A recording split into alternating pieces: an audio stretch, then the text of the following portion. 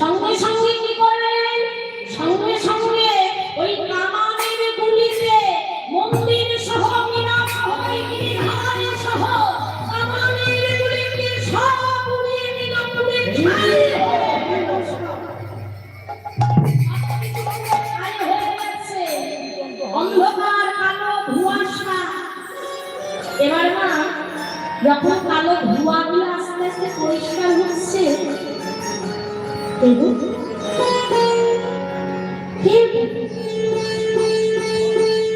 মনে হচ্ছে তো নিরামিষ আছে, আর তার সঙ্গে ওই গিরিধারের মধ্যে কি করে কিন্তু অসম্ভব।